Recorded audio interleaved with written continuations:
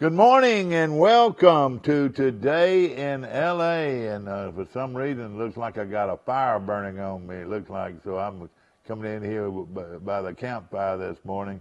Cinco Drugs right here on South 39th Street or North 39th Street.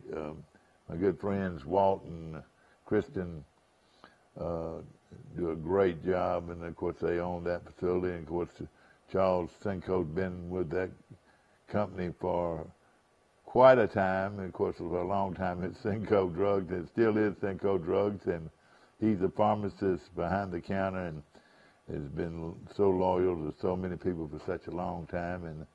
And we appreciate Walt and Kristen and all the great people that represent Cinco Drugs. I want to mention also Quality Roofing. I tell you what, Jeff is about as good as you're going to find anywhere when it comes to roofing. And hey, any roofer that wants to come up and be a part of this show, we'd love to have it. But Jeff, I tell you, has been with us for a long time. Of course, we've got a lot to talk about. Big weekend. Man, I had a great time this weekend at Reunion 2018.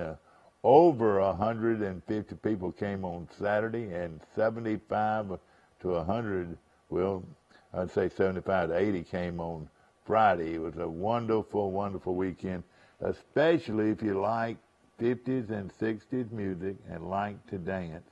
You could not have been in a better place anywhere in this country than at the Troy Country Club on Friday and Saturday, where the folks from the 60s came in here in swarms, and as we mentioned, from 1950 to 1973.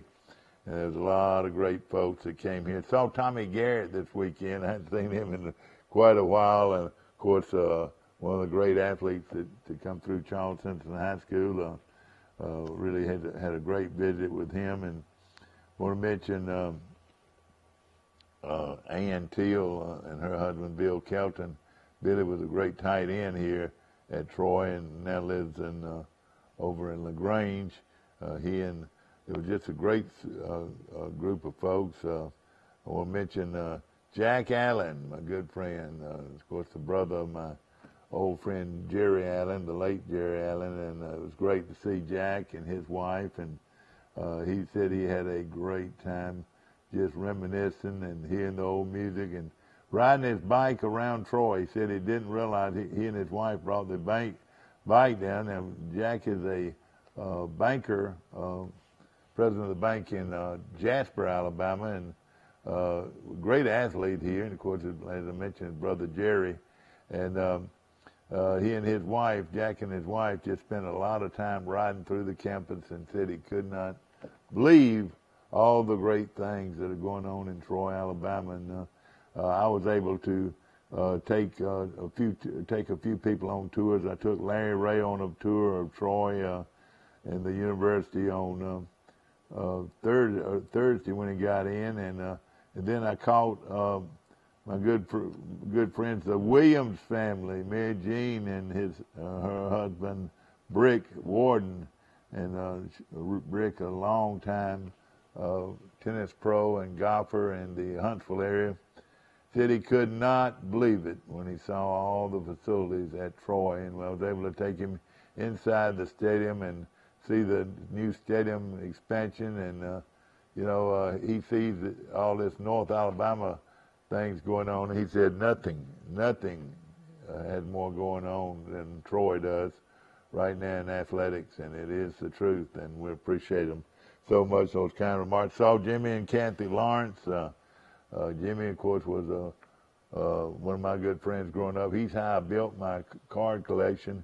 He's how I'm able to give you the starting lineup of the 1954 Pittsburgh Pirates, or the 1954 New York Yankees, or the 56 Cardinals.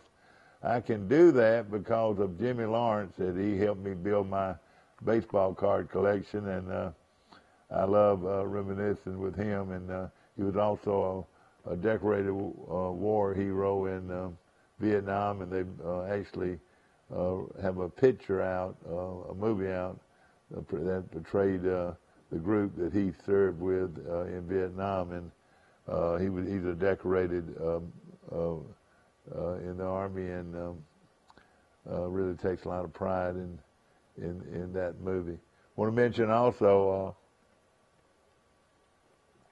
yesterday at Calvary had a great feed. Ooh, me. We had lunch yesterday at Calvary, and had a big crowd, and that fried chicken was about as good as I've ever eaten, and of course fresh peas and corn. Man, I love it. So Donnie McLeod and Donna McLeod this weekend. Donnie is a attorney in Wilcox County, and they do. He and his wife Donna grew up right here in Troy. Also, I hadn't seen this kid in a long time. Tommy Head. Tommy Head grew up on North 39th Street. He was Poe just like us all were, you know, a Poe or however you want to pronounce it. But Tommy, I hadn't seen him since he was in college here, but he's now an attorney in Birmingham, and just a great guy, and it was so good to see him, and saw Jimmy Williams, the great Jimmy Williams, and his wife Vivian, and Jimmy Williams wore number 8 at Troy High School. And hey, he was a good one. He played behind. When he was a sophomore, he had to play behind the great Wallace Hogan. When he was a senior, when he was a junior, he had to play behind Tom Murphy, who was one of the great quarterbacks. And then his senior year, he was finally able to get to start at quarterback. He wore number 8, and ladies and gentlemen, he played his freshman year under Paul Bryant at Alabama, and until he got hurt. So good to see Jimmy and Billy, his older brother, who graduated in '51, and of course Mary Jean and Betty. Betty came in. So the entire Williams family that was raised right there on Fairview Street in Troy. And boy, you know, I'm about to say that maybe Fairview Street might have been the street in Troy. You know, a lot of people say Orange Street, but now a lot of people say, Mike, you fixing to call them all out? I think I'm going to have to let you know all the great ones that grew up on Fairview Street in Troy. And of course, you know, Fairview Street and Orange Street were parallel, and then you had Maple Street on the south part of it, and Orion Street going long on the other part. But it's going to be fun. This is going to be fun to run down these folks, and I'll start at the top up there where Mickey Field lived, which is right where the grocery store is right now. So Mickey Field, then you had Jimmy Green on the left, Floyd Ledbetter after him, Gail Phelps across the street, Donna Sue Crawford across the street, Judy Head across the street, and we were moving on down toward the corner. Let's see, we had, oh gosh, we're gonna get it in a second. Fannie Lou and her family lived right there, and Youngblood. It was Tommy Youngblood. Everybody knows Tommy.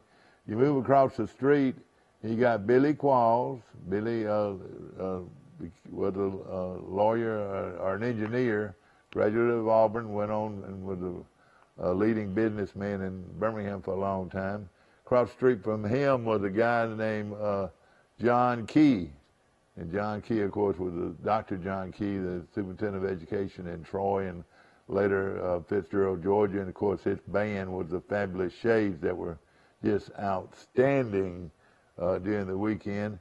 And right next door to him was the great Cheryl Crow, my good friend, and, of course, Cheryl and Bay Crow, his brother.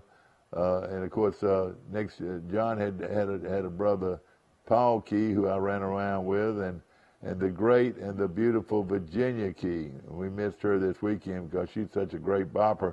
She lives in Atlanta.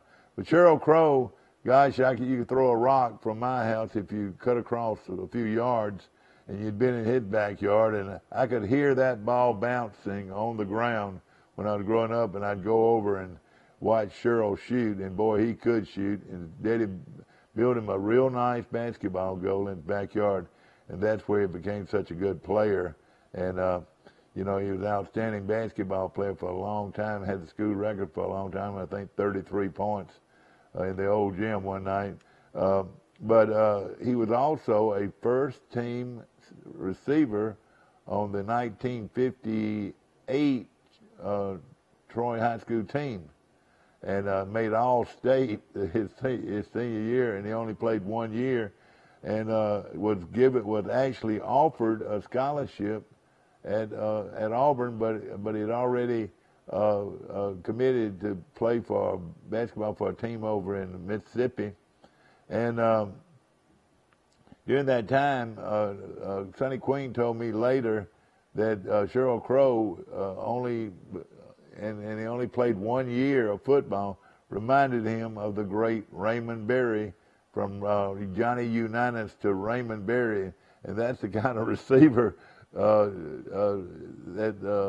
that he was. And Sheryl Crow was a great athlete. And of course, on down across the street from him was Jackie Hartzog. Everybody remember, a lot of people remember Jackie on that football team in 1957 and 58. It was really good. And then on down the street, you had Jimmy the Williams house, and then across the street from the Williams house was the Johnsons, pretty red-headed girls. Miss Law, the school teacher, lived right there on the corner. And then the Williams family, and boy, what a great group, and they were all there this weekend. They lived in the corner of the Bassetts. Miss Eleanor Bassett and Freddie Bassett with Judy Bassett was right across the street. And down the street across, I think Leon Hillier lived right a few doors down. But then the Pikes lived right down. That was Bob Pike and Rick Pike. And then next to him was Joe Henry Pearson. And Joe Henry married Joe Griffin, and they were unable to make it, but you're talking about great boppers there, great boppers. Virgil Wayne Brock lived next door to them, and of course my good friend Wayne Brock, I played ball with him growing up, and man, he made a catch against Enterprise one night that was just out of sight, and you know, and we, I think we ended up tying Enterprise. Next year we beat them. Then on down the street, you had Max Scott lived down there for a little while, and then you had the Davis family, and the Davises lived right there. William Davis and Green Davis and Herbie Davis, all good friends of mine. And next door was a beautiful girl, and my mind's going blank there. I've got to get that back straight. But we're still on Fanview Street, and of course Chase Riddle lived right down the corner. Riley Gibson, who has all the great music, and he lived right there on the corner of let's see, it was the corner of Fairview Street and Pine Street. That's where Pine Hill started. And you went on down, and you know, that was Fairview Street in Troy, Alabama, and a bunch of great people lived there. And you know, every time I think of Troy people, I think of the fun that I had. We used to battle Fairview Street. I ran with the Orange Street folks, and boy, we used to have some wars with rubber band guns, and then of course, nobody wanted to come up there and play football with us. We were rough and tough, and we had a great time. But that was one of the great streets in Troy history, and I'll probably remember a few more people on down the line that lived there. Riley Green was a judge. He lived down there on Further, and so did Chase Riddle, and so did the Tatums. Wendley Wade, the great Wendley Wade Tatum, and he was there from the class of 1955, and of course one of the great athletes. And right next to him was the Blackmans, and of course Jamie and her family lived right there. And again, we're talking about Fairview Street in Troy, Alabama. Maybe the most popular street in town as far as people we know. But I'm gonna have fun with this today. I'm gonna go down Orange Street the best I can. I'm gonna go down Maple Street the best I can. And then I'm going to go down Murphy Street the best I can, and it's going to be a lot of fun to reminisce about old Troy on this show today. You can call in at 670-0052 if you want to talk old Troy and the rock and roll reunion we just had. And, you know, this music that I love so much is not for everybody, but it is for people that love to dance, that do the bop, and love the old music. I feel younger than I've ever felt this weekend, hearing all that music and dancing to all those songs. And Miss Joe Rape and all the folks I danced with so many times.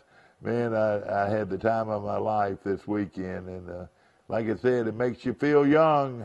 And of course, all those great songs. And call in this morning and let us know some of your great songs. And last night, of course, the Fabulous Shades, boy, they were outstanding. They played some great music, and it went on and on and on. We started at 6, and we rolled out of there probably around midnight. But like I've told you about those Mary Jean Williams and Joe Rape and some of these girls that just love to dance, it's like they've got a battery on their back and they just go on and on and on. I would love to have known or had one of these footage bracelets and to see how many steps I made, but more than anything, how many steps Joe Rape made and how many steps Mary Jean Williams Warden made during that night of dancing. It had to be unbelievable, and it was a lot of fun. The old bebop was in town this past weekend, and yes, it's for people that bopped back in the 60s and or late 50s and went to the teenage canteen above Cinco Drugs, and then later it moved to the old Pontiac dealership down the street, and it was upstairs there. But it was a great place to go when you were growing up in Troy with the old teenage canteen.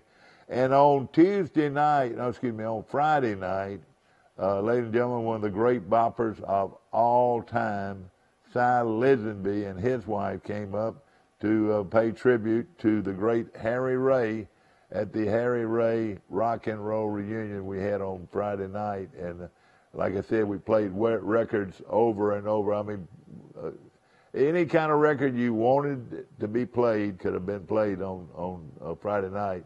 And a lot of dancing going on.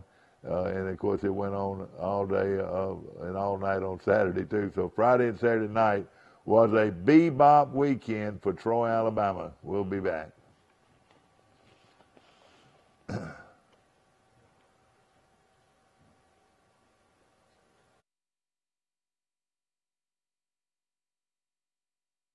At the Piggly Wiggly, we proudly support our local farmers and bring you the best they have to offer, all at cost plus 10%. When you shop local, you reinvest in your community. Remember, buy local, shop local. Piggly Wiggly, local since forever. I pledge allegiance to the flag of the United States of America and to the republic for which it stands, one nation under God, indivisible, with liberty and justice for all. Here at Town & Country, we are proud to be an American. We've had you covered on the inside since 2005, and with our addition of Southern Grill and Patio, we now have you covered on the outside. Come see our great selection, where we make sure grilling and relaxing go hand in hand.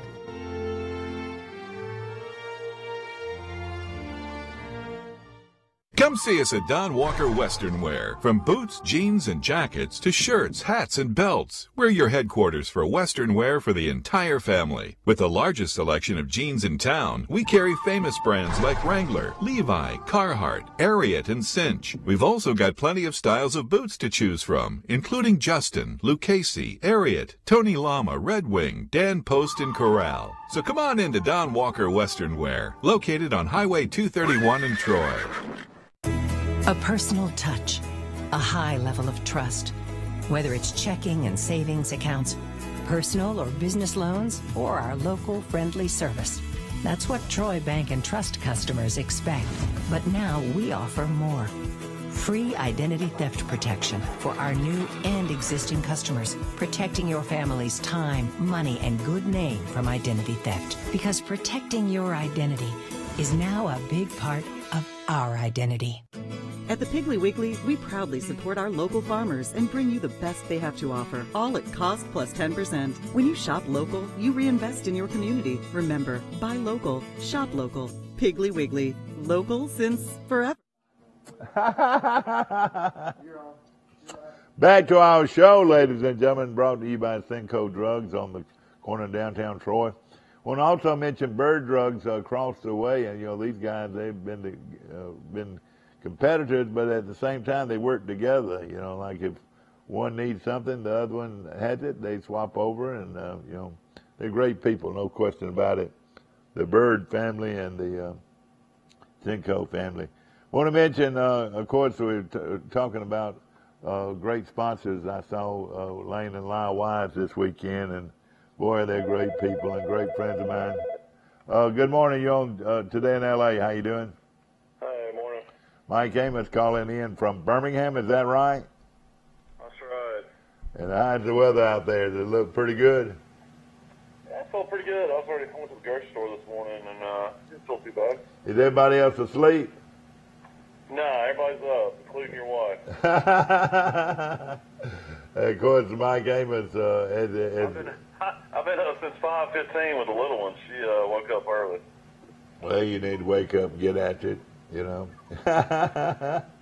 The Collins came up this weekend from Fort Walton. Janice and Tommy Collins, of course, been married a long time, love the old music, and of course, Janice also a great dancer, and saw Marcia Gaylord there. She looked lovely and enjoyed the old music, and played the Fabulous Shades player. Yeah, they were fantastic. Gosh, they were fantastic. And John M. Long Jr. came, and he loves the Shades and loves the old music, and good to see him. Of course, he was with a band called the Sweet Young'uns for a long time. Isn't that right? I don't know. Jeffrey Johnson drove up all the way from Orlando, and he sang 2 or 3 songs. It was outstanding, and it was good to see Jeffrey. Jeffrey also grew up on Fairview Street, and that was one I missed. And James Gordon Flowers grew up right next to him. Ann Stevens was also part of that crowd. I think I might have filled it up. You know what? I might want to call Fairview Street the All-American Troy Street. They didn't have a good view growing up, just a Fairview. No, it was Fairview, and a bunch of great people. I had a buddy that lives up here in Birmingham and works for Drummond, Charles Cobb, and he always makes a joke. He says, "I grew up on Fairview Street. I didn't have a good view, just a Fairview." Yeah, exactly. He sure did, and we need to mention him. He's another great one. You know what he did? He was one of these old po' boys, just like me and so many other folks, and went to Sheldon Davis's grocery and Mr. Ivy's grocery, and was proud when I walked in there, and my mama said, "Get some sliced bologna." I was proud, and you would have turned your nose up. You said, "What is this for supper? You mean you got bologna for supper?" Let me tell you this, son. I had a fried bologna sandwich and with a little mustard and mayonnaise, and I was just as happy as a lark. I didn't even have bologna. I had Spam. Yeah, you hadn't had Spam in your life. Hey, you throw your thumbs up at Spam, man. Where's your boy Halsteady at today? Halsteady, I'm glad you mentioned. Ladies and gentlemen, Sanders Truck Lines of Troy, Alabama wants you to come to work for them, and they're gonna give you $1,000 if you qualify for the job, and that is that your incentive is to. And then of course, if you're a military, they're gonna give you $1,200. And of course, I was talking to the people recently about all the amenities that you get when you go to work for the Sanders companies, and wonderful people. I've known them all my lives, and you know what? Wiley is probably saying to himself right now. Wiley probably watches my show every day. You know, he said that old poor boy from over at Orion Street. He probably laughs and chuckles a little bit. But Wiley grew up on Orange Street, Mike, and you know, he's probably saying to himself, "Oh shoot, Orange Street wasn't better. I mean, Fairview Street wasn't better than Orange Street." And I'm going to give you Orange Street in a minute. This is all coming off the top of my head now, but I don't know if anybody else could do it any better than this. And this is people that live there. You're naming people that came to the reunion that were what street they lived on? Well, yeah, a lot of them. Yeah, a lot of them. But, you know, mentioned some other. Joe Gay was there, Mike and Carson, and they drove up all the way from Gulf Shores. Larry Ray came all the way from Naples, Florida, to the event. So some people were excited about the weekend, and Saturday night, Mike, we had over 150 people. And your mama did such a great job of checking them in, and your mama was a great help this weekend, Mike. Well, I'm sure it was fun to see a bunch of old Troy folks. I know you enjoy seeing a bunch of old friends. Well, Jerry Wayne Spencer came in, and Jerry Wayne, of course, lives, he's one of those poor guys that live on, what's the name of the road right there in Montgomery? We take Pike Road. He lives right off Pike Road at a little old Cripple Creek farm. And, of course, he was raised in Spring Hill, Alabama, and he saw a lot of his old buddies. And it was good to see Jerry Wayne. And of course, he was also a pretty good pitcher, had a great curveball. You know, you never saw a real good curveball, did you? Shoot, I went up against Marcus Bryant and Brian Meadows. I knew I'd get a reaction from you. I tell you what, that's the only thing I could probably hit as a curveball because it was slow. Well, all right, let me throw out some names of great pitchers. All right, and of course, let's start with Brian Meadows, was a great pitcher. Marcus Bryant was a great pitcher. He and Brian together led Troy to a World Series championship in 13, 14-year-old boys. You remember that? Yeah, and they had Willie Wright on those teams. Yeah, Willie Wright was another pretty good pitcher, was Willie Wright. They had Andy Blair. And Andy Blair was a great pitcher. Boy, that's something. Keep going. Of course, Ricky Knotts on down the line. You had Ricky Knotts. I know it. You had Ricky Knotts on down the line, and Richard, his daddy, grew up over there on Orion Street where I did. And the great Ronnie Lindsay was a great left-handed pitcher. Of course, you had Ronnie Jones was a great pitcher in baseball growing up in Troy. Big Jack Jeffcoat. A lot of you folks from Ozark are saying, Jack Jeffcoat, you mean that big old guy? Well, let me tell you something. He was an outstanding pitcher in Little League and pitched on one of the better teams ever. Jimmy Norman could pitch, and he was a good one. Rip Talbot could pitch. And let me just say how, I say he could pitch. Let me tell you what he did one night. Against the team, the Red Sox team, coached by the legendary Z.B. McClendon, that night, Rip Talbot from Troy, Alabama, that pitched for the Indians. His daddy was one of the coaches, and Jimmy Norman's daddy was the other coach. He pitched to 18 batters, Mike, and he struck out 17. There's only 18 batters in Little League ball, 6 innings. So he pitched to 18 batters, and he struck out 17. And the last batter was Johnny McClendon, who popped up down the third baseline, and Joel, your Uncle Joel, goes over and catches it. So Rip strikes out 17 out of 18, but pitches a perfect game, retiring all 18 batters. Well, but everybody joked about it. A no-hitter, he'd only want one guy, and it's the ninth inning, 2 outs, 2 strikes, and gives up a base hit yesterday. I saw that. What was his name? Newcomb. His name was Sean Newcomb. Yeah, he's only 25. He's already got 10 wins. He's yeah. One of these young, really elite pitchers for the Braves. But can you imagine that? 2 strikes, exactly. 2 outs, and you give up a hit. Yeah. Richard Williford was a good pitcher. Grew up here in Troy. And Jimmy Rowland, looking at these guys, not the radio station Jimmy Rowland, but my other buddy Jimmy Rowland was a good pitcher. Henry Hudson was a good Little League pitcher. See, all of this is coming off my mind right now. All these pitchers that were so good. Jerry Collins was a good pitcher. And his brother was a good pitcher. Tommy was a good pitcher. And the sad thing about it, ladies and gentlemen, I can remember most of all these teams that they played for, you know. Judd Colley used to pitch in the Little Leagues and was a good one. Max Scott, yeah, that's Scott Farms. I missed seeing him Saturday. Shame on you, Max.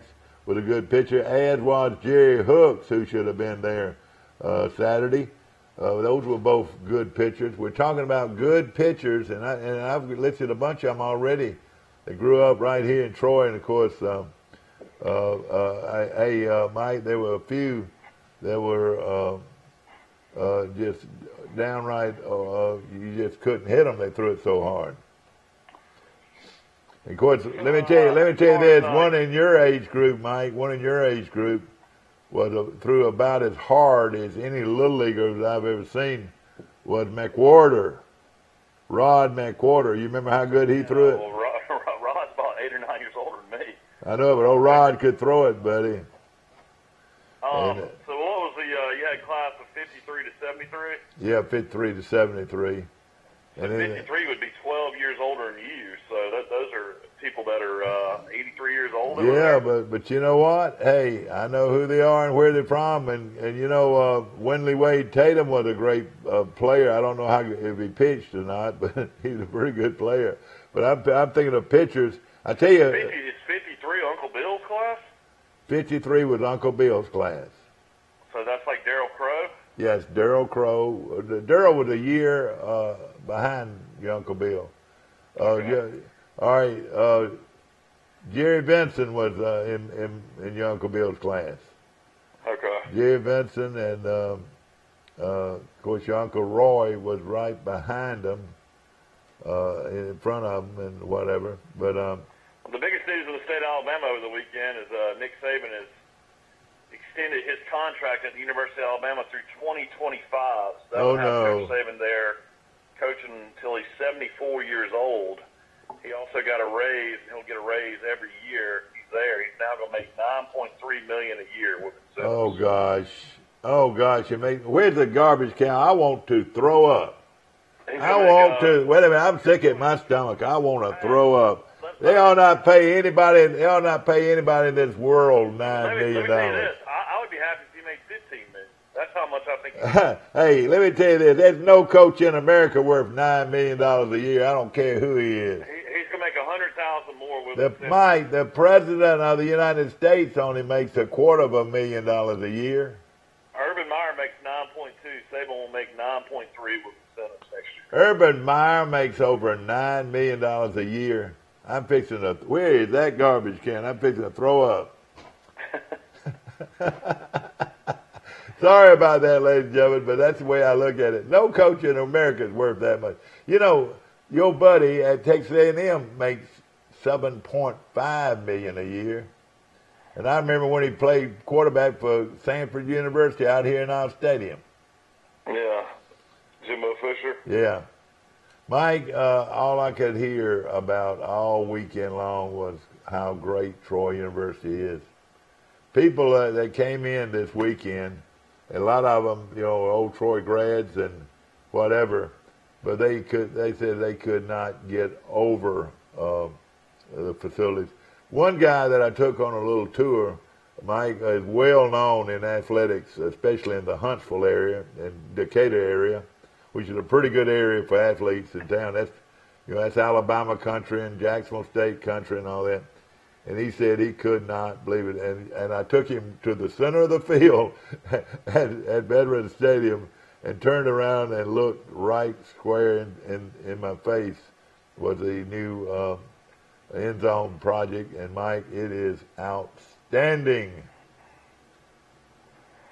Well, I look forward to seeing it. I've seen it from the outside. I look forward to going in it when I go. Well, and then when I took him to the arena, he could not believe it. He's a huge basketball guy, and he said he had heard about Troy's new arena, but he said he didn't realize it looked like that. I mean, when you walk down the corridors and the walk around the inside part of that stadium and see the beautiful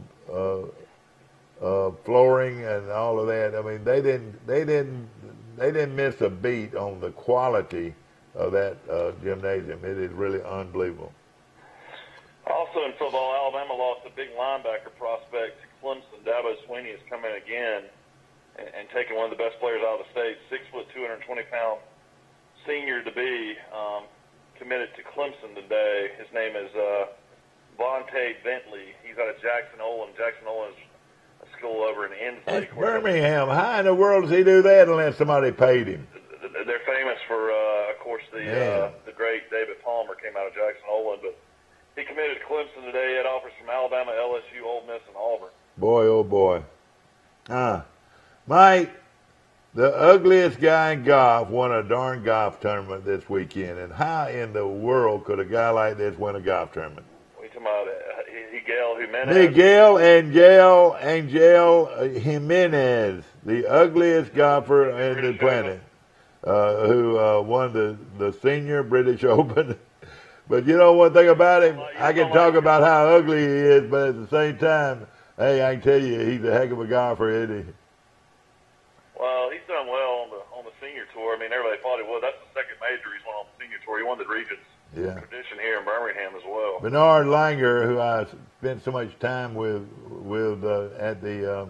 I forgot you went to the Regents tradition. Yeah, and Langer is quite. Boy, you talking about a great guy. He is quite a man, and he would have to go down as a top 10 best golfer in the world in the history of golf. Wouldn't you think? Nah, he's done it all on the senior tour. But he's won a ton of tournaments, Mike. But he won. He's only won 2 majors on the regular tour, though. You can't put him on as one of the greatest golfers of all time. No, he's the greatest senior tour golfer ever. Well, the old cowboy looks like Dustin Johnson. Looks like he's been riding a horse all his life. He's the only bow-legged golfer I've ever seen win so many tournaments. What do you think? Yeah, well, I mean, there's a reason he's number one in the world. He looks like he should be wearing six guns on both sides. He looks like a one of these fast draw guys. He's only won 1 major, but he's won almost 20 tournaments now on the PGA Tour. He's only 34. He took home $1.116 million last this weekend, and of course he was. Listen to this: he was 68, 66, 65, and 66. That's pretty good golf for a week, isn't it? Yeah, I mean he's a heck of a player. There's no doubt about it. He just hadn't won too many majors. But then you never even heard of some of these other guys. Who in the world is Bayoon Hana and Wee Kim and who is this Abraham Answer? Of course, how about this long-haired guy in Fleetwood? From South Korea. Mackenzie Hughes. Who has ever heard of Mackenzie Hughes or Andrew Putman or Jason Korak? Who has ever heard of these guys, Mike? And they were the top 10 of that tournament yesterday. Got the PGA Tour card and are playing pretty well. I mean, it is something. And, a lot of people didn't mention last week. I don't think we mentioned it. Their kid from Mountain Brook, his name's Tom Lovelady. He made it on tour last year, or this year. And, they had the secondary tournament. Wait a minute. Tom Lovelady? So we got a Lovelady out there from Alabama? Well, he played it. He's from Mountain Brook, but he played it in the Barbasol, and he finished second, won like $265,000. Yeah, Stuart That Singh. was last week. Yeah. You look at these scores, and you look at the top 40 or 50 places in the tournament, and you look down there, and most all of them were under par. I mean, they played great golf, but you got to be under par to win a tournament. Don't you agree? Yeah, that's true. And then, of course, you've got. I was looking at some of my favorite players. Jimmy Walker was way back behind the pack. He still won enough money to pay for his hotel room. That was $26,000. I reckon if you could go throughout the year every week and make $26,000, that's pretty good money, wouldn't you think? Yeah, that's not too bad. They also had the Hall of Fame this weekend. Of course, one of my favorite players of all time went in, Chipper Jones. And boy, you're right. Valid Hall of Famer. And you know, one of the classiest guys out there. And he came from just a few. Well, he come from Jacksonville, Florida. Where did he come from? Yeah, he played at Bowles High School in Jacksonville, See, Florida. now I can remember some things, but 50,000 people were there to honor him and the. He also had Jack Morris, who was a great pitcher. Yeah. Alan Trammell, who's one of my favorite players, played for Detroit for years. And played for the Montgomery Rebels too. You know, Trammell played for the Rebels. You know, Mr. Herlong, and used to go to every one of their games. Did you know that? Betsy's dad. He was a huge Montgomery Rebel guy. Of course, they were managed by Jim Leland. Oh yeah, that's right. And look what he's done, what he did in baseball. And then you got Vladimir Guerrero, who's a great player for several years. Oh yeah. Jim Tomei hit 600 home runs. And you know, Tomei, it's amazing about him. He was just a big home run hitter, and I don't believe he ever. 600 home runs, though. That's what I was going to say. I could not believe this. Tomei, let's see now if I go down it right. Tomei hit 612 home runs. That's one of the top 5 in history, I believe. He's eighth all time. He's eighth all time, and he. Hoffman was inducted too. He's one of the all-time save leaders. Let me tell you something else about Tomei that was unbelievable, Mike. He had 13 walk-off home runs. That means he had 13 home runs where when he went across first base and came around to the plate, the game was over. Isn't that amazing? 13, and I bet that's a record that won't be broke many times. One thing about Chipper was so good, you know, he was a switch hitter, which I know you love Mantle. You know, a lot of people, compared Chipper to Mantle. But Chipper couldn't run like Mantle, though, you know. He had 468, but, you know, Chipper hit over 300 for his career. Yeah, that was good. Let's see, looking back at Tomei, of course, he had about 1,700 RBIs and scored about 1,600 runs. He's a guy that was not your household word. I mean, who went around saying, I want to be Jim Tomei when they played baseball? You know what I mean? Well, one thing A lot of people want to be Chipper Jones. You know, he was a household word. Did you ever hear of anybody wanting a Jim Tomei jersey? Well, he was a great player for the Indians. Yeah, but still, he was not very well known. You know, that's what got me. Well, I think in baseball, if you hit 600 home runs, you're pretty well known. Well, yeah, Guerrero was a good player, and he had about 500 home runs. Mantle didn't hit, but about 520 or 548. 548.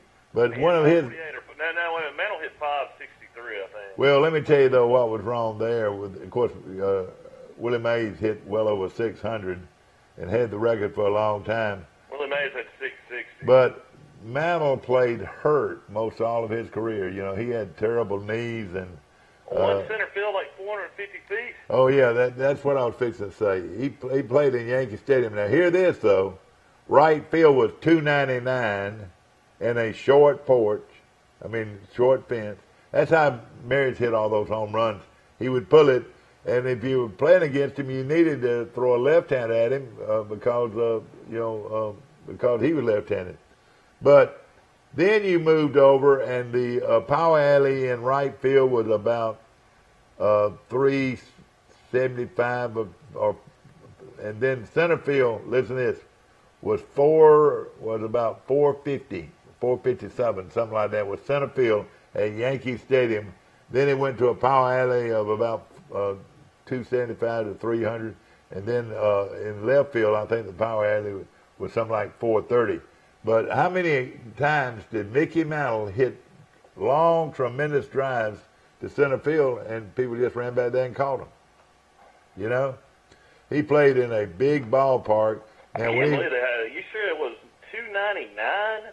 Yeah, the right field line was 299 at Yankee Stadium. That's hard. But now they got a big roof now. The big roof came over the stadium there, And Mantle hit several home runs out of the ballpark or up at the top facade or whatever they called it of Yankee Stadium. But now, when he was batting right-handed, and a lot of people threw left-handed pitching at him, so they make him so he had to hit right-handed. He hit a lot more home runs and was more powerful right-handed than he was left-handed, I thought. And then on Sunday, when Whitey Ford pitched, I would like to see the stats on Mantle. He and Whitey were best friends, and Mantle always did well when Whitey pitched, and Whitey pitched mostly on Sunday. Of course, we're in Troy, Alabama, and Troy football starts on August the 3rd. And that's when everybody else starts, Mike. That's a whole week from now, isn't it? No. What's the day, the 30th? Well, all right, it'll be Friday, won't it? Yeah, Friday. So Troy returns 9 of 13 starters on offense, 5 starters on defense from last year's 11-win season. So a lot of excitement going on. Of course, Boise's coming to town before we know it. They'll start, here's your schedule, if you want to know the schedule. Troy football fall camp starts on the 3rd, which is on a Friday at 9:10 a.m. You could go out there and watch 9:10 on Thursday or Friday? Friday. Friday, gosh. Well, 9:10. Okay, 9:10. That's when everybody starts then. Does everybody start at the same time? No, there's certain teams that start earlier that play earlier games. All right. It's all about when you play that first game. Yeah, I got you. Then dates, times subject to change without notice, but Saturday, August the 4th, 9:10 a.m. Sunday, you can watch them again at 5:10 p.m.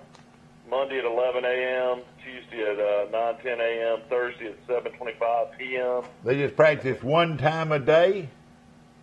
That's what it's saying. Huh.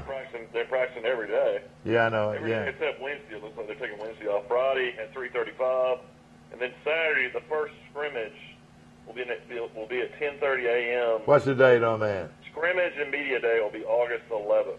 August the 11th, media day. August 11th. Okay, good.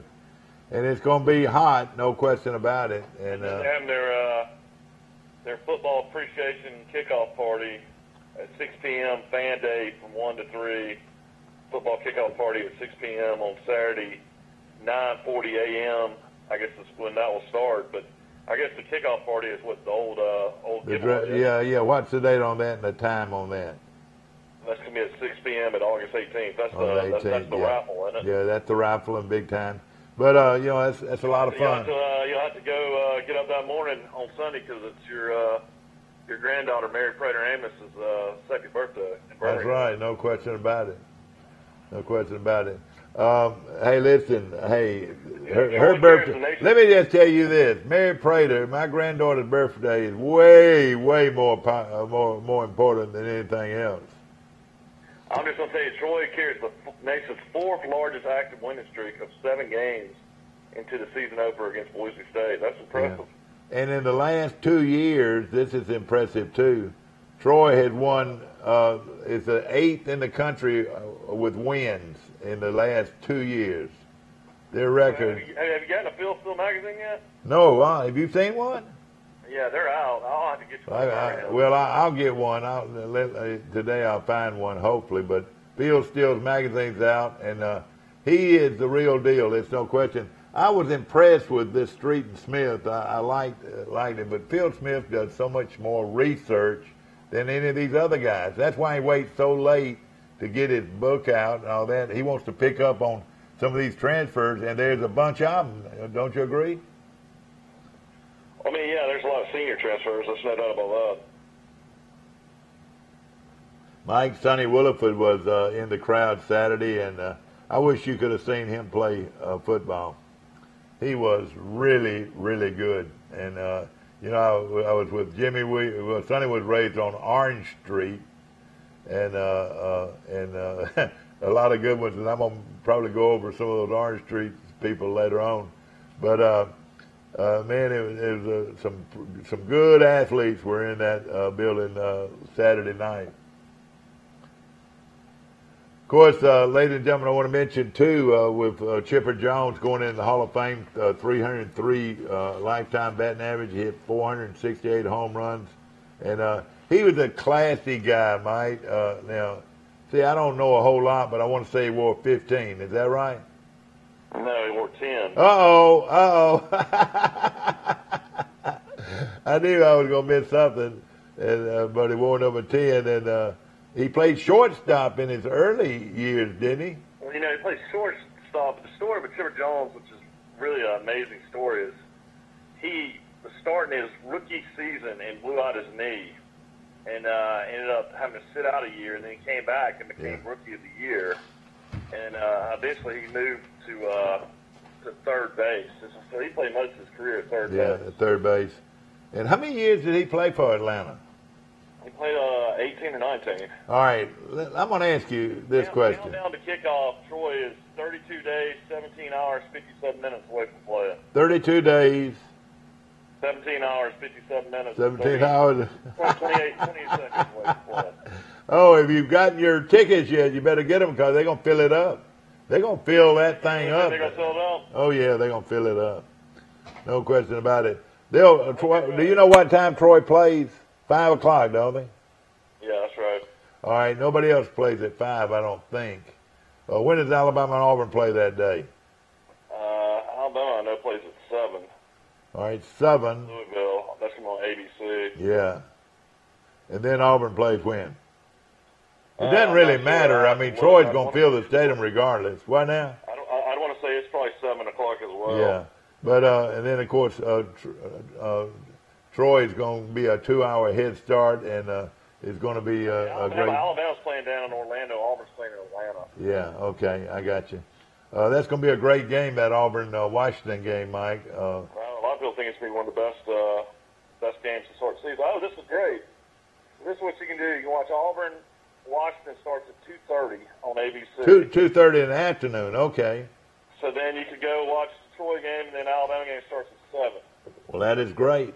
That is great, no question about it. We're going to have a lot of fun. And you could at least stay for the half of the Troy boys game, and then go watch Alabama if you want. All right, when I was showing this friend of mine from Huntsville the stadium, I said, get out, and I told him, I said, it's sort of hot, and this surface is sort of hot. We walked to the middle of the field, and something that we've always wanted at Troy is an enclosed stadium, and Mike, it's pretty much an enclosed stadium now, and that means, that's right, and that means that the sounds of the South is going to stay in that arena.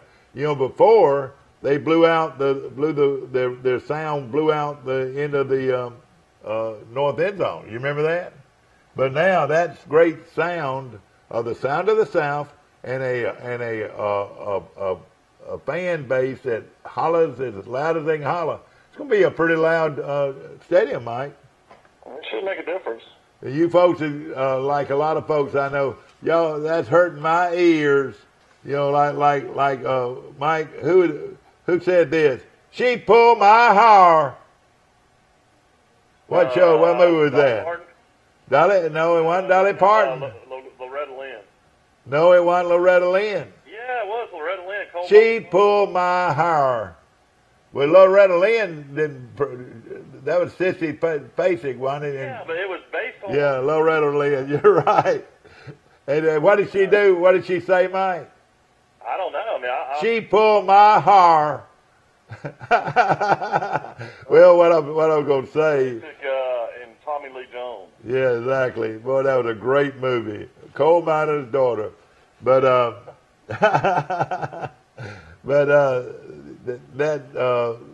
ends up with the sound of the South and that end zone now being completed, and the crowd noise. Troy's going to be a tough place to play.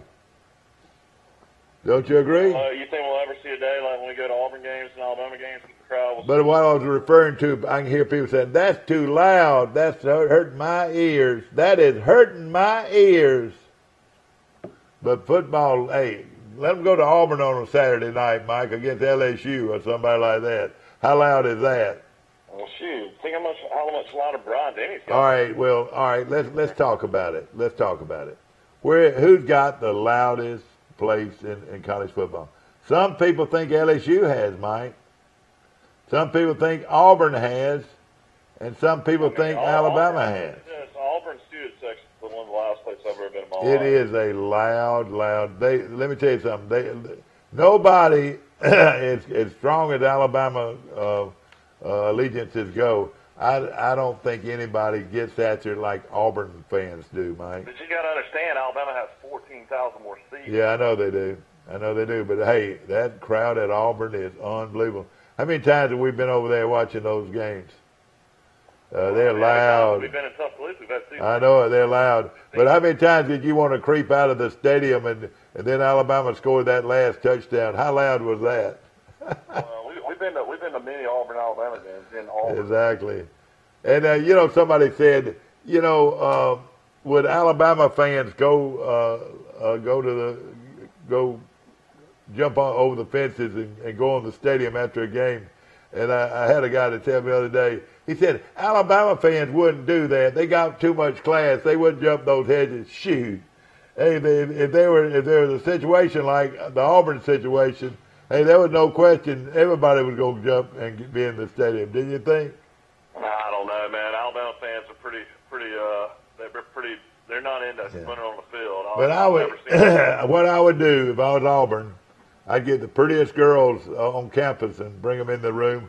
Then I'd show that film of Auburn winning that game and all of that crowd going on to the stadium.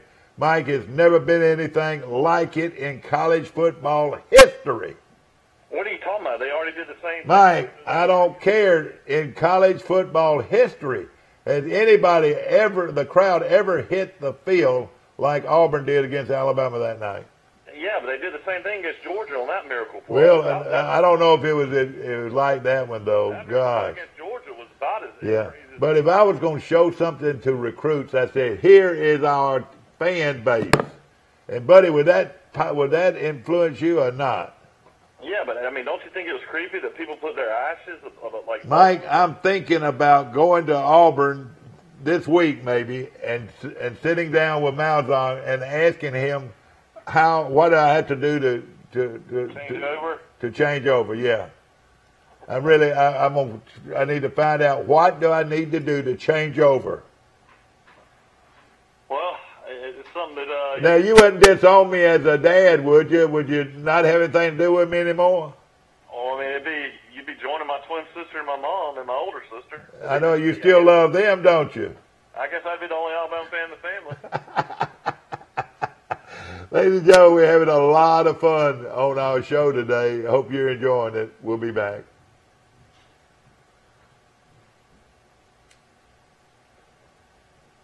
Life is hectic enough without worrying if your lights will stay on or if there's hot water for your child's bath. So count on natural gas to keep the energy flowing, even when the weather is unpredictable. Natural gas is always there to keep your home warm, showers hot, and food cooked to perfection. That's why America has relied on safe and affordable natural gas for more than 150 years. And we will be here for you and future generations too. You can count on natural gas from Southeast Alabama Gas District. Did you know at Wiley Sanders Truck Line that we offer Blue Cross Blue Shield, we offer dental, we offer disability, we offer vision, we offer life insurance, cancer insurance. We also have a 401k where we match up to 4%, dollar per dollar up to 4%. We also have automatic trucks at Wiley Sanders Truck Line. If you go to a truck driving school, we'll reimburse you. And don't forget about the $1,000 sign-on bonus. Money! Wiley Sanders Truck Line, Troy, Alabama. Wiley Sanders Truck Line. We help you save for your future.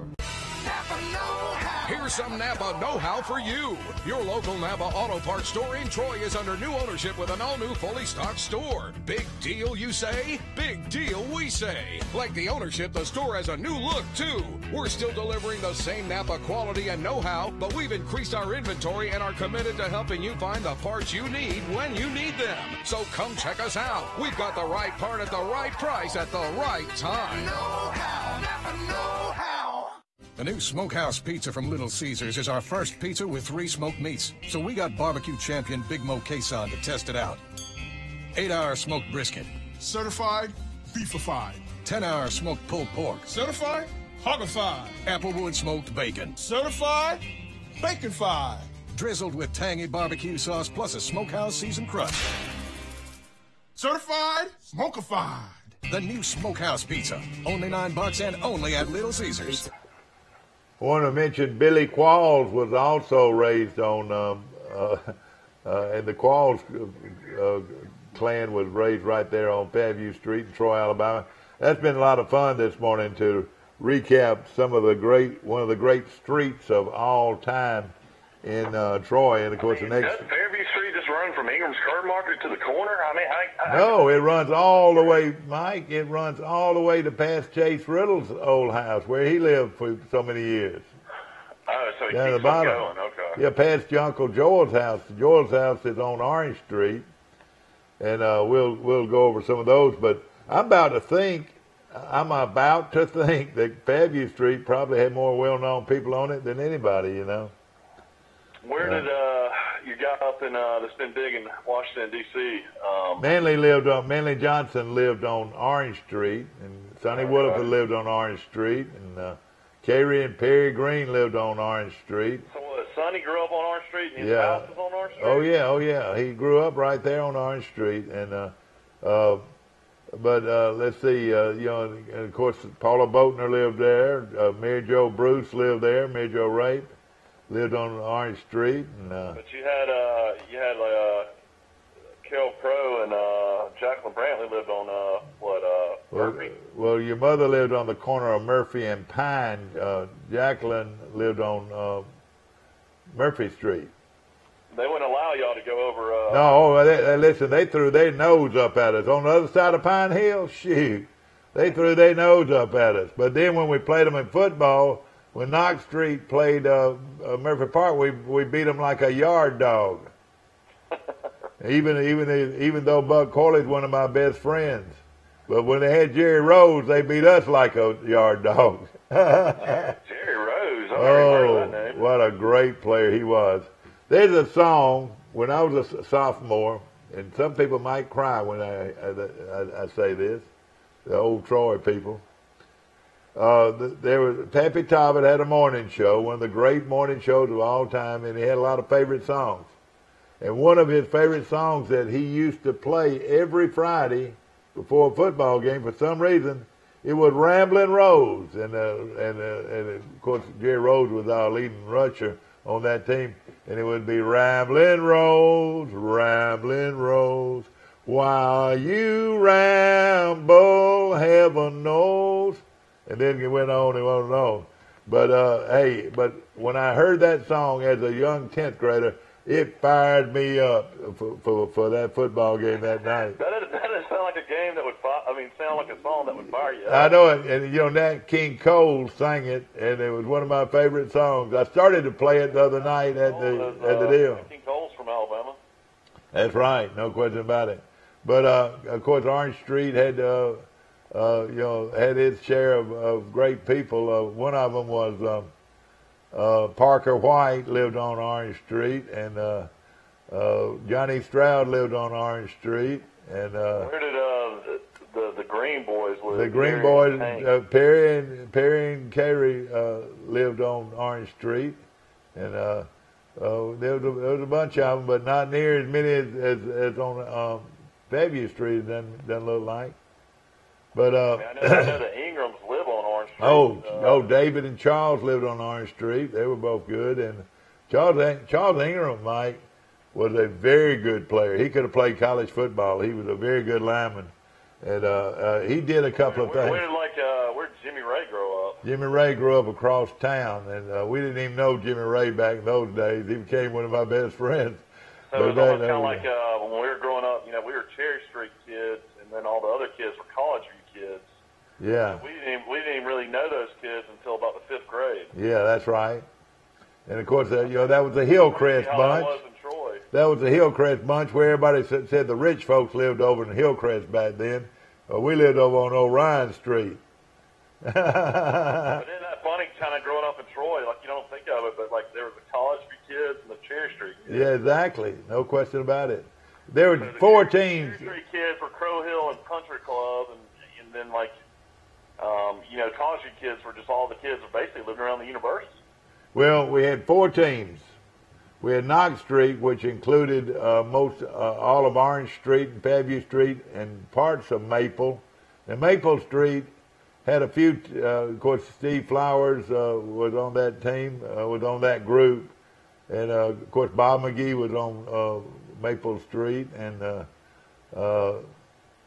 there was a few athletes on there. Of course, there's some great people on there. The Smith family was a big family on Maple Street, and of course, but back to Orange Street, it was I'll tell you who was some other people. Stewart's. The Stewarts were on.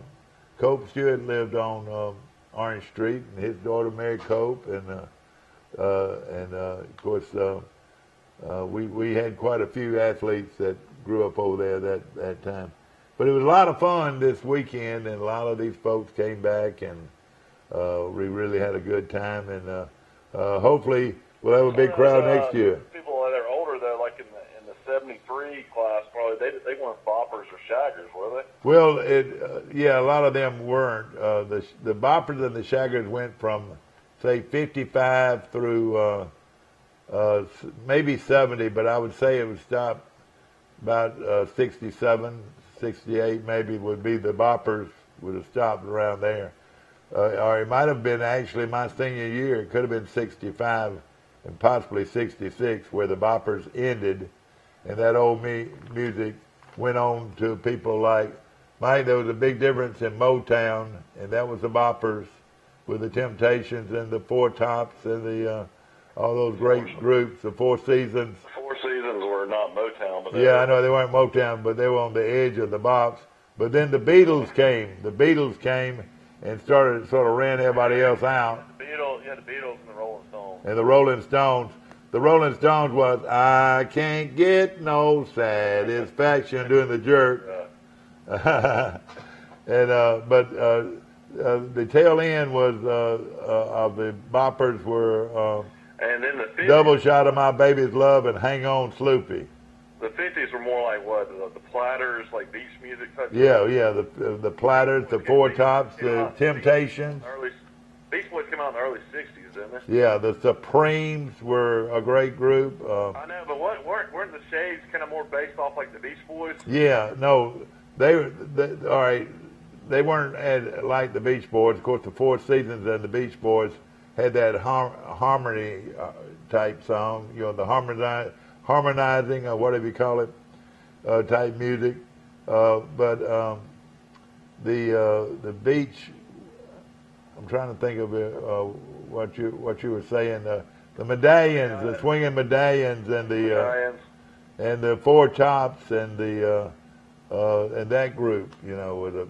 I'm just trying to think like John Key and those guys. Who do they? Oh, the Swinging Medallions. They modeled themselves after the Swinging Medallions, which was a band that came out of South Carolina, and of course became very good. Then there was another group out of the Carolinas, Mike, that were real good. Was the Embers.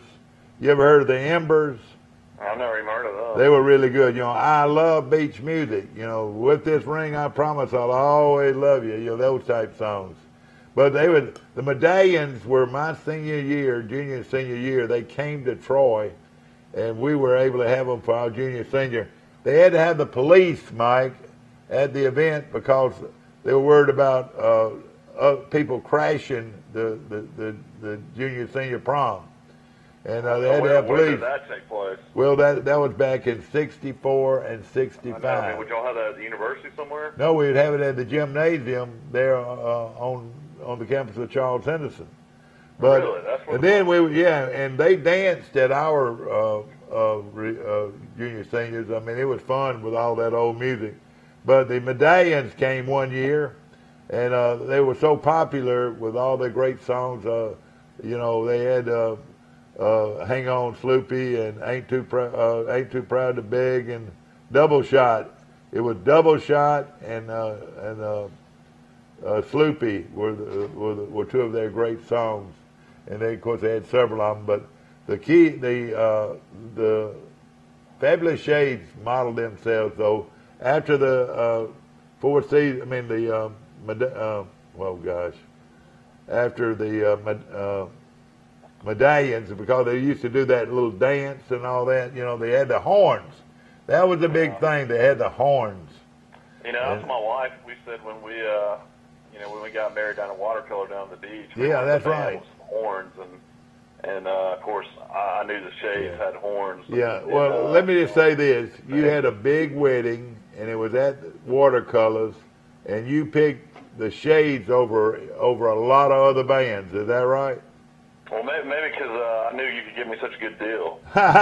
well, I tell you what, they loved it because you put them up for a couple of days and you fed them and all of that.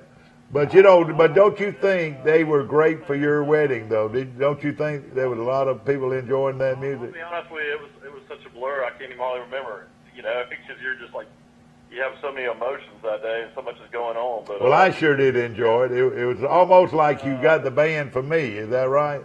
But 10 years earlier, or not 10 years earlier, about 9 years earlier, Neil Green, the sheriff, had them too, didn't he? He had the Shades down in Sandestin. Sure did. And you were doing a football game. Yeah, that's right. I was tied up, and I hated that. I feel bad about that. It's hard to believe that the Shades were playing and you didn't come down. I know it. Hey, if I had to do it again. You actually travel and go to see the Shades play. Yeah, that's right. Oh, yeah, many times. And of course, you can get them. You can book them yourself in your backyard. I mean, they're great. They're great. There's no question about it. And like I said, a bunch of folks from Ozark came up on Friday. We had 75 people Friday night, Mike, for just the music, the records. We just played records over and over and over. Oh, I didn't know y'all had stuff Friday night. Yeah, we had over 75 people Friday night, and we really had a great time. I was worn out. About mid-afternoon Saturday, I said to myself, I don't believe I'll be able to dance a single song because my legs are just giving out on me. But when the Shades started playing that music, I just rejuvenated. Hey, I probably danced. People are gonna laugh when I say that. I probably danced 100 dances probably during that weekend. Did you have the Gibson guy come up from the beach and play? No, I had a guy. And of course, now Riley's a good friend of mine, and he has a great sound system and everything. But I've got another real good friend named Jeff Seymour, who's got the best music I think I've ever seen. And you know those tapes that I have that are so good. He made those tapes for me, and he is just outstanding. It was a lot of fun. I know we're talking about the big party this weekend. A lot of people say, "What are you talking about?" But saw a lot of people I hadn't seen in a long time, and it was just a wonderful time. And you folks next year when it comes around, I'm sure a lot of people come back to Troy and can't believe they're in Troy. That's right, exactly right. And we took a lot of them on tours, and you know, Troy is right now reaching close to 20,000 people. And when they started Division I, and when did Troy start playing Division I football, Mike? Do you know what it early? 2002. 2002. All right, 2002. You don't remember we had like a little keychain that Johnny Williams' brother gave us. You know what? I remember that, and gosh, how can you remember that? I don't know. The first game ever against Nebraska. Okay, and we went to that game. We were there in Lincoln, Nebraska, and we had such a great time. We took the lead 7-0. We took pictures of the scoreboard. When Troy in 2002, you reckon how big Troy University was? Maybe what? Oh gosh, 2,500, 3,000. It was bigger than that. It was about 4,000. About 4,000. 4,500 maybe. And 16 years later, we're looking at 8,000. So it's doubled its student body total, and because of Division I, people and kids perceiving Troy as being bigger and better. You know, hey, they're written up with a whole page in this big major national college football magazine. And how many would you say there were out? About 10 of them are out right now of major colleges. Well, it's a full write-up, a whole page write-up, and in a couple of magazines, 2-page write-up. And Jackson and our old competitors, Jack State, might have a little bitty thing back here in the very back. North Alabama the same way. West Alabama the same way. Troy had run way by the Jacksonville States and the North Alabamas. They're bigger, they're stronger, they're better, they're bigger time than the Jacksonville States. And we got what are we talking about? We're talking about the big rivals, Jacksonville State and North Alabama. And it was because Coach Blakeney and Johnny Williams and their vision to do it. And of course, the chancellor had to go along with it, and he did a. And Walt Hennigan and a bunch of people that were. Nick Severa, of course, Ben Beard wouldn't leave it alone, and he can easily be called the father of Division I. The thing is, Troy did it at the right time. Marshall, they followed the example of Marshall. Yeah, that's right, Marshall. And Troy went. Yeah, that was a huge difference. Troy got beat in the 1AA playoffs by Marshall. That's right. And it was Marshall was about to go Division I when that happened. A block kick beat them, and it was a stormy night. And of course, that was a great Troy team that year. I tell you what, that's another place. I wish Troy would start playing again as Marshall. They played a home and home, and boy, that was a great trip to Huntington. Well, no town anywhere supports their football team like Marshall. It was awesome. Everywhere you went, you saw a sign saying "Go Herd." Every single door at the hotel, you walk out and they had the newspaper that said "Go Herd." That's right. Yeah, it was awesome. That was one of my favorite trips to go up there and beat Marshall. Yeah, beat them twice. Beat them twice at Marshall, which was unreal. Something else about Marshall, and was you with us that night? We went over to that high school and watched that high school game. I didn't. I missed that one. We went over, and the high school looked like the Cleveland Browns, and it was over in Ohio. They went across the bridge, and we went to this game, and it was like old days. They were serving spaghetti. So before you went into the game, you went to the dining hall there on their high school campus and ate spaghetti. And that's what a lot of schools have done over the years. Goshen still does that, and it's just wonderful part of football. And of course, we are talking about football right now going on. But Nebraska, though, I know we've already mentioned this numerous times, but if anybody wants to make a trip of a lifetime, I would go to Nebraska. That's one of the. Well, first of all, you can spell the word clean. You can spell the word clean. There's a 5-letter word, clean. Clean and wholesome environment. You don't smell a lot of whiskey at Nebraska. Have you ever noticed that? Well, they have a lot of beer outside everywhere. They're drinking beer in the bars at 10 a.m. in the morning. I'll tell you this, at 9 o'clock, breakfast hours, they were selling hot dogs like you wouldn't believe, but it was the best hot dog you've ever eaten in your life. What'd you say? Some of the best steak you'll ever eat in your life out there, too. But the people are so humble, and like they said, they're just it's a great football program. But Mike, they're hurting now, and they're changing I'm sure their mindsets changed a lot more. They're probably more hard nosed than they were back then because their program has gone down. Well, that stadium holds about 86,000, and Scott Frost, I'm sure, has got the fan base, extremely excited. Well, it leads the nation in the most. He played quarterback there and won a national championship. So. Exactly. Well, I'll say this too: it leads the nation in the most sellout crowds in a row. It's well into the hundreds of sellouts. The thing about it, though, is people don't realize Creighton is in the middle of downtown Omaha, and it's a beautiful campus. It's got like a 17,000-seat arena. Yeah. Well, let me just say this, ladies and gentlemen. All you baseball junkies can go to Omaha. We just think we grow corn around here. We just think we do. You go up there, and that is all you see for miles and miles and miles are cornfields. That's why they're called the Cornhuskers. Well, I've driven that whole state going to Oregon, and man, you talking about not seeing nothing for miles and miles. Yeah, you're right. If people ever wanted to move somewhere and get away, go to Nebraska. And of course, it is a great place, and I do recommend people going to that game. I mean, this is a Nebraska team that's rebuilding, and Frost will have them playing really, really well. Maybe later in the season, but Troy's catching them at a really good time. This could be one of the bigger upsets of the year. And I will tell you right now, it would be a good thing to go ahead and buy your tickets to that game now, or are they going to? I'm sure Nebraska's probably begging Troy to send back tickets already, don't you think? Well, I mean, it's 11 a.m. kick, too. It's an early game. It's going to be on the Big Ten Network, which, you know, a lot of people will be able to pick that up on different cables. I would imagine Troy Cable maybe has the Big Ten Network as well. So, ladies and gentlemen, one of the most proud moments in my life was to be standing on the sidelines watching the pregame warm-ups. And ladies and gentlemen, I turned to my right, and the sound of the South was marching into the stadium. The sound of the South drove 16 to 18 hours for that ball game, Mike. Yep.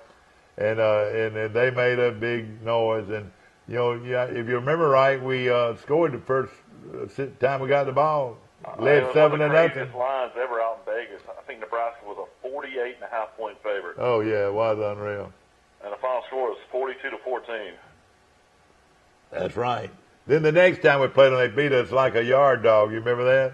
Well, we went up there one time. We got blown out. Yeah. But, you know, Coach Blaney had it tied going into the fourth quarter one time up there, too. Oh, yeah, that's right. Troy's played up there 3 times. Well, I'll tell you this. One of the proud moments of, you know, Mike and I have gone to a lot of ball games. Troy football has enhanced our lives. It's enhanced our relationship. I mean, we've been to so many games and had so much fun. But a game that we were so proud of, we were sitting on the 40-yard line at Ohio State. We're talking about the Buckeyes, and had them on the ropes for 3 quarters, wouldn't you say? Well, the biggest thing in that game, I'm sure Coach Blaney probably remembers, is the punter for Ohio State. Yeah, he's the one that killed us at the end. I mean, he literally kicked the ball inside the 5, I think, probably 4 or 5 times. And we wouldn't let it, and our kicker would catch the ball, or it would be so high he couldn't catch it, but he would catch the ball inside the 10-yard line instead of letting it roll in the end zone. Yeah, Trussell brought in Terrell Pryor, who ended up being a star player. And let me just say this. He ever came in. That's right. That basically won him the game. That won him the game. Pryor was a great player. Yeah, it was 14-14 going into the fourth quarter. That's right. And we were wearing that first string quarterback out, and they bring in this young superstar who was one of the best young quarterbacks in college football at that time. Like 6'6", like 230. And he was the difference. But he plays wide receiver in the pros now. But let me tell you, another great place to watch a game. You remember we got over there early and rode through the campus and. Oh yeah, the campus is huge. And ladies and gentlemen, they average 102,000 fans a game. Plus, their band is the same band. People will laugh about this. The old Troy State band. Yeah, they dyed the eye. Yeah, they dyed the eye, and they also wore these white, what do they call it, around the ankles? Oh shoot! But they wore that, and it was just like the old Troy State band. They sang the fight song was the old Troy State band, and like you said, they came out of there and they dotted that I, which is a traditional thing at Ohio State. But I'll tell you this, Troy, Alabama went up there that day and really played a great game. Yeah, I mean, we had so many close calls. Thank God it finally happened against LSU last year. Of course, what we didn't talk about in 2002, the day we went to Starkville in the lightning delay, and Troy beat That's right. Their first year ever in Division I in SEC school. Remember, we had a big old tent way down the road, and it rained and rained and rained. And we had a running back named, what was his name, Mike? That was so good. The transfer. Montre Carter. The Montre Carter. And he just ran roughshod over. We also had Raycon Reed intercept the ball in a driving rainstorm and went about 80 yards for a touchdown. Yeah. Oh, yeah. And then, of course, the great. And of course, Troy had some unbelievable athletes on the team. You know, they had Ware and O.C. Manure. They had some great players. Oh, yeah, they really did. And, I mean, Troy was really, really good. And they had a quarterback named. I mean, that's when Mississippi State still had Jackie Sherrill and Wayne Mackin was an all-SEC quarterback. I mean, they had tons of talent, but Troy just beat them. You knew who their defensive coordinator was, don't you? Yeah, it was the guy from Ozark. No, not from Ozark, from Columbus, Georgia. Oh, I thought it was the guy that blitzed all the time. Yeah, that's right. I can't think of his name. Coach Sadler coached him in high school. Yeah, well, you know, they had Tompkins. Yeah, that's right. Staff, and they had David Wilson on that staff. That's right. It sure did. And of course. Tompkins, David Wilson, And I don't know why I can't think of Oh, I can't. What's his name? He's from Columbus, Georgia. Played at Columbus the High School. Ultimate Blitz guy. I can't think of his name right now. I will think of it in a minute. But of course, that was a big win for Troy in that game. And well, the worst thing about that game, if any Troy fan was there, was agonizing because both of the clocks that's right. went out, and the refs were taking. That's right. Had the time on the field. So You're exactly right. What's going to end? But you know what? Brock Nutter was the quarterback for Troy. One of my double digits for that. Brock Nutter was the quarterback, and if he's not a Hall of Famer, Mike, there's no Hall of Famer out there. He should go in soon. Brock Nutter was a great quarterback, didn't you think? Yeah, he should go in one of the next classes, you'd think. Boy, he was out of Birmingham, and man, he would run around just trying to kill the clock right there at the end. You remember that? He needs to go in, and Anthony Rabb, the linebacker out of Viger, needs to go in. Oh, boy. You know what? Something about Anthony Rabb, he was a 4-point student, too, out of Viger High School, or was he out of Murphy or Viger? I want to say Viger. I thought he was out of Viger. Yeah, I think he was, and he was a great one, the great Anthony Rabb. Ladies and gentlemen, I hope you've enjoyed this. We've been back and forth. I'll let you know about Orange Street tomorrow. We've gone down there. I'll see you tomorrow, man. Thank you so much. And of course, we're just so proud to be able to come into your dens. And of course, on Facebook, live on Facebook. Larry Ray, if you're watching this morning on Facebook, good morning to you. Give us a ring tomorrow. Of course, Larry was on our show on Friday, and his daughter in the Carolinas and his wife down in Naples were called in and were watching our show. And it's laid-back television at its very best. And, of course, we are talking about old Troy and old things. A lot of history happens this week. And it's just been a great show to be able to talk to you about how much fun we had at Reunion 2018. Of course, next year it'll be Reunion 2019. We hope all of you that didn't make it, and there was a lot of you, but when Kenny Davis comes up to me, and of course Kenny Davis, one of the great boppers of all time, and graduated back in '59, and his precious wife Sally from Ozark, she was Sally Hiram from Ozark. When Kenny Davis comes up to you and says, Mike, I just hope I'm going to be living to be able to come back again next year. Of course, he's joking, but a lot of these guys, the class of '59 was a long time ago, but he still can dance. And let me tell you this: regardless of how you feel, if you can still dance, you can still do it. And of course, it was great to see Jim Starlin there. Jim had a great time and seeing a lot of great folks, and Max Davis and all these, William Davis and Francis. And I turned around and I looked and I said, that is a giant that just walked in the door. And in a moment, he was on the dance floor. He's 6'10", and he's the grandson of William Davis. And he's going to be playing basketball next year for, team over in Jackson, Mississippi, or no, Hattiesburg, Mississippi. And he got on that dance floor with little bitty people, and it was just unbelievable. He looked like a monster out there with all 6'10". I call them 7-footers when they're over 6'10", but it was a lot of fun. And again, we had a great time, and of course, it's all about great Troy people and the old music. And if you don't like the old music, 50s and 60s, you don't need to come to this, because that's what it's about. Is the old days, the 50s and the 60s. And Troy, Alabama was a great 50s and 60s town, was a great bop town that really enjoyed the old music. And we had our own teenage canteen that we could go to in the afternoons and on the weekends and dance on the dance floor. It's just all about our legacy, I reckon, the folks from the 50s and 60s and the great music that we enjoyed so much. And I still say the 50s and 60s music was the greatest music of all time. Believe you me. Hope you enjoyed our show, and you'll watch us again today at 1:30. We'll run it back again. And then also we did Picture Day at Charles Henson High School. You can meet the Trojans also on our on Channel 2. all this week, and I hope that you enjoyed our show today, and we'll be back bright and early in the morning for Today in L.A. That's Low, Alabama.